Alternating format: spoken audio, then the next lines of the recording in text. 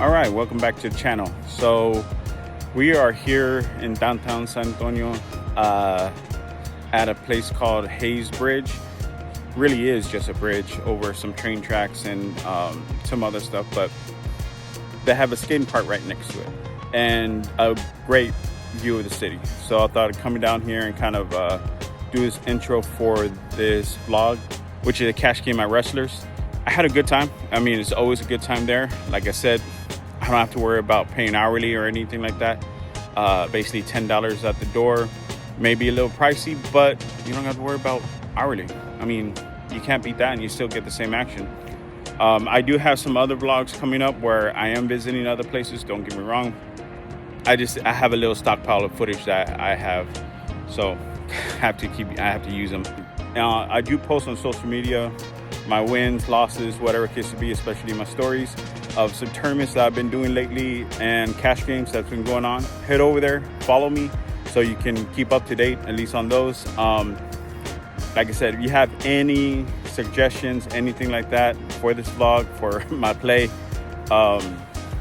just let me know. You know, hit a comment below. Stay tuned for after the vlog to get my thoughts on the session.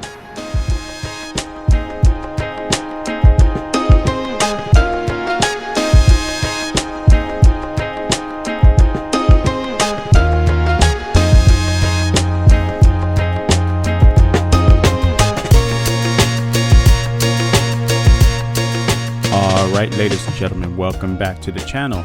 We're playing a little 1-2 cash game with some bomb pots. The straddles are going to be on all night basically, so binding to the game for 200. Let's see if we can't spin it up right now. Alright, let's go ahead and kick this off with the first hand. We started off 5-handed, but it quickly moves up to 8-handed. There's a middle position limp. Late position ends up raising to $7. Small blind calls. Your boy's in the big blind with Jack 10 offsuit. I'll go ahead and just make the call and show this middle position. So 4 ways to a flop, which comes 8 queen deuce rainbow. Small blind checks. I'll go ahead and check my gut shot, trying to see if anybody's gonna bet. If so, I'll just call. But as it turns out, everybody ends up checking this street. And still 4 ways to a turn, which comes an offsuit 9. Small blind checks. I go ahead and bet $12, trying to get some sort of value for my straight. And of course, everybody ends up folding. So that's going to basically be half the story of today. It's just winning these small little pots. But off to the next hand. Alright, so this next exciting hand is a bomb pot. For those of y'all who are not familiar with it, in this version, it's a PLO double board bomb pot. Everybody antes up $5, whoever wants to play, and we end up seeing the flop. Here at Rustlers, they give you an option whether to do 4 cards or 5 cards. So basically, everybody's going to be doing 5 cards tonight. So bear with me. Anyways, 6 players end up paying the ante. So 6 ways to 2 flops, which comes top board 9-9 queen with 2 clubs. Bottom board comes 2-5-7 with 2 diamonds. Personally, when I play bomb pots, I usually just check the flop. It doesn't matter what you bet on the flop or whatever, everybody's still going to call, and everything changes on the turn. So personally, I don't look at my cards until the turn. Ends up checking 2 middle position, who ends up bidding $10. I end up looking down on my hand, which is ace 9 6 king 6 double suited and a pair. So I'm looking pretty good.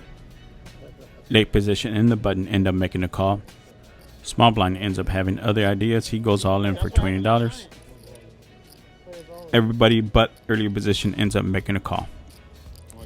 5 ways to a turn, which ends up coming 7 clubs on top, ace of clubs on the bottom. I'll go ahead and check my option. Middle position continues betting for $40. Everybody ends up folding. I just go ahead and make the call. I know I have trips on one and a flush draw on the other, but in bomb pots, if you haven't played them, it's either you're playing real fast or real cautiously. And I lost way too much money to be playing real fast with these kind of boards. So I just go ahead and make the call. Now we're heads up to a river, which comes 8 of diamonds on top and then an 8 of clubs on the bottom. Just having trips up top and then making a straight on the bottom. I'll go ahead and check, and middle position ends up checking. I end up showing my hand. Small blind, who was all in, Only has 2 pair on the bottom, nothing up top. But he did have the nut flush diamond draw on the bottom, so would have been in trouble with that hit. Middle position, however, ends up having 9s full up top with queen 9, and in having the same straight on the bottom with 6-9. So I end up getting quartered in this pot, meaning he took half the pot, and then I get half of the pot. So not too good. You never want to get quartered.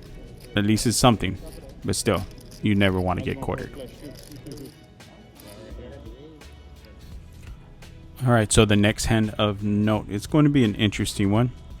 We are finally 8-handed. There's one limp in front of me.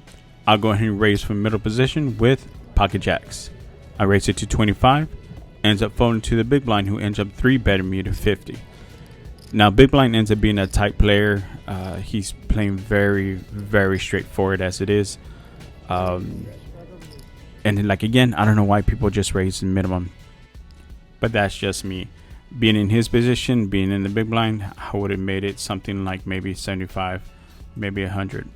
But as played, he makes it 50. I'm not going to go anywhere with pocket jacks. If I were to 3-bet here in this position, with him being straightforward, I think I would be overplaying my hand. If it was anybody else, I probably would have 4-bet. But against this particular player, I have no qualms about just making a call and seeing a flop. So that's what I do. Heads up to a flop, which comes 8-8-4. Really quickly, big blind ends up shoving all in. Now I'm in the tank. I don't think he really would be doing this with ace king, ace queen, some small pairs, pair of 10s, maybe pair of 9s. Don't think so. Any 8s, I don't think he would be 3-betting those 8s. So it really just comes down to either he has aces, kings, queens, or I don't know, maybe ace king, maybe. I think I got my choice out. Damn.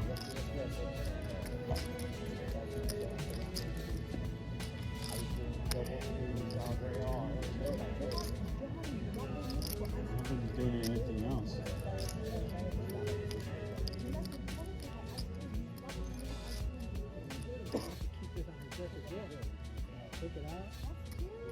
If I'm not going to spin the turtle, head this way, head that way. Yeah, this hand I had to deviate from what the book says, quote unquote, and just go ahead and lay it down. This doesn't feel right. End up folding my cards face up, and villain is polite enough to end up showing me that he ended up having pocket kings.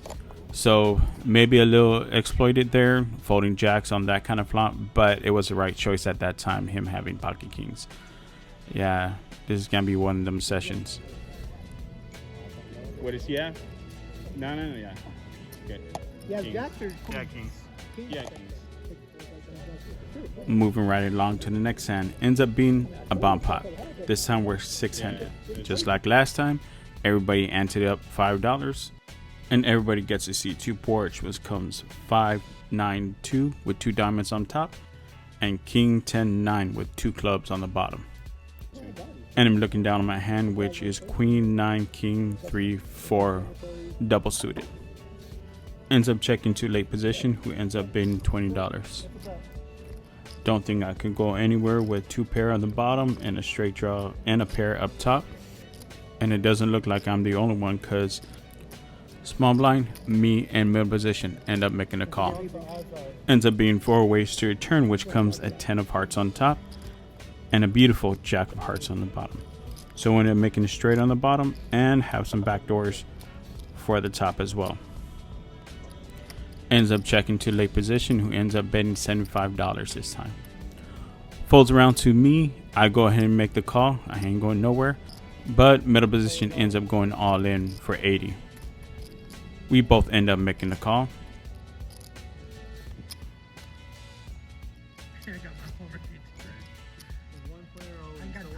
Three raised to river, which comes a jack up top and a 6 on the bottom. So now I end up having double straight draws to the same straight. I'm go ahead and end up checking, and late position ends up checking back. I think I should have bet, but I didn't want to split and waste time and or anything like that. And plus, I'm pretty sure I wasn't gonna get called by anything worse. End up tailoring my hand, talking about I had it straight. Late position ends up folding, but middle position ends up having the same straight. So it's choppy. Better than getting quartered once again. Yeah, same. You're right. Also, while I was there, something crazy happened.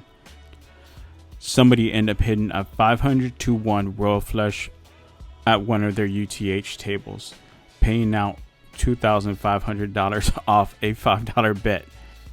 And then later on, that same table ends up hitting a bad beat quads, and they end up getting paid $4,000 plus for the whole table. Now, if only I can have that luck at the tables and in these bomb pots, I'll be set. But I digress. Back to the hands we go. Okay, after that little bit of excitement, move on to the next hand. There is an under the gun straddle for $5. Ends up folding to the hijack, who ends up raising it to 10. I end up being in the cutoff with ace king offsuit. I'm gonna go ahead and 3-bet this hand for $45. Button ends up making a call, folds around to the hijack, who ends up shoving all in for $97. So a trick I have is to go ahead and ask for a count, so it gives me time to think. I pretty much know what I'm going to do, but I'm still deciding on whether to call or to go all in myself. After a little thought, I'll go ahead and try to isolate and shove all in myself, but still the button ends up calling all in himself for less. Once all the dust has settled, there's 3 of us to end up seeing a run out. I'll go ahead and show my king, just having some little fun with the guy next to me. He ends up showing his queen. Looking for some help, dealer. Let's go. The board ends up coming 8-6. Okay, need some help. 4 on the turn. Need a lot more help, dealer. And a 3 on the river. I go ahead and turn over. I have ace king. Button ends up showing ace queen, but the hijack has pocket jacks. His pocket jacks hold. He ends up scooping the main. I get a little side pot from that one.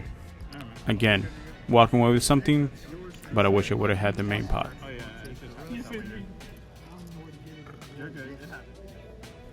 Okay, in between that last hand and this hand, I won some small little raise and take pots. End up building my stack up to 300. And it's bomb pot time.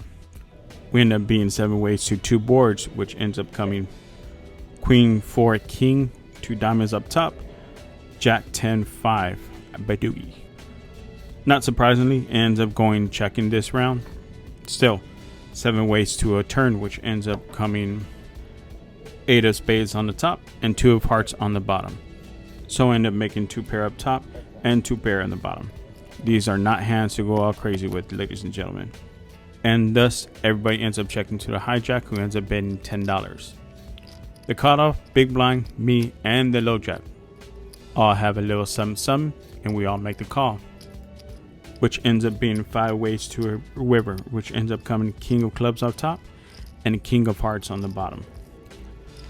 Only having 2 pair up top and a small little flush on the bottom, I go ahead and check it, trying to do some sort of pot control before it goes all crazy.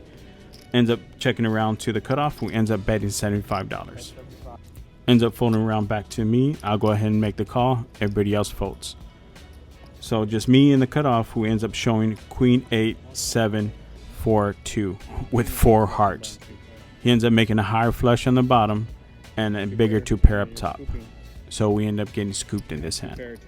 And this is why, boys and girls, I end up playing very cautiously in bomb pots or try to stay away from them. We end up losing this hand. So then the rest of the night went on. I started getting hands here and there, would raise them, end up missing a flop or turn, end up folding, or something like this fun hand. Ends up folding around to the button, who just ends up limping, small blind limps. Your boy's in the big blind with ace king offsuit. Of course, I'm gonna have to raise this. I end up raising it to $12, and both end up making a call. So 3 ways to a flop, which comes 7 8 7. Small blind ends up leading for 22. I go ahead and make the call, having 2 overs to the board. Not really convinced that he has a 7, even though it is in his range, but I made the call, and so does the button. Still 3 raised to a turn, which ends up coming the king of diamonds. Small blind ends up leading for 25.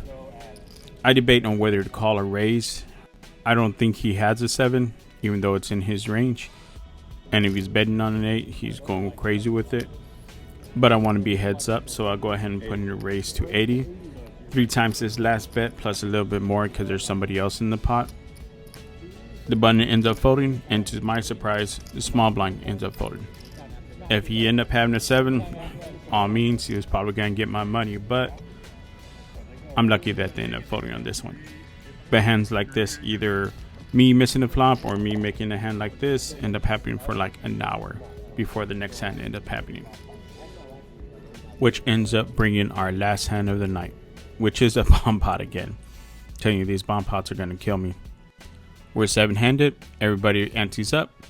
Off to see 2 boards, which comes Jack, Queen, Jack on the top, and 3, 5, 9 with 2 spades on the bottom. I end up looking down and having 2, 7, 4, 5, Jack with 2 spades. Everybody ends up checking to the low Jack, who ends up betting 25. Falls around to me. I go ahead and make the call, having flop trips and flush draw and a straight draw on the bottom. So heads up with my nemesis for the night, to which we end up seeing the 8 of hearts on top and the 3 of hearts on the bottom. My nemesis ends up bidding 45. I don't think I could fold just yet, having chips up top and a lot of outs on the draw. So I just go ahead and make the call. So we both end up floating down to a river, which ends up coming the king of hearts up top and the ace of spades on the bottom. My nemesis ends up shoving all in for 200.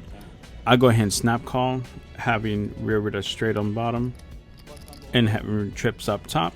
I'll go ahead and show him my cards, but of course my nemesis ends up having full house, kings full of jacks up top and 3 full of 9s on the bottom. So we end up losing a big hand in this one and getting scooped. That, ladies and gentlemen, is why you should stay away from bomb pots. They're no good. No good. And that brings us to the end of the session. Shortly after that last hand, the table ended up breaking.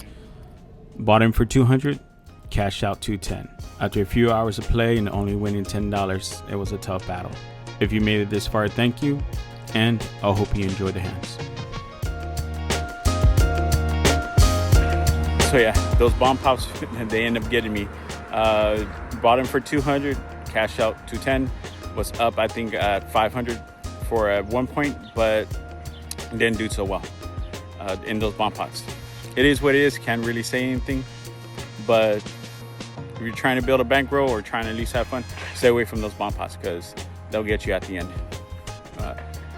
Hope you liked the video. If you did, leave a like, drop a comment, and subscribe. Hit the notification bell. I'll see y'all later.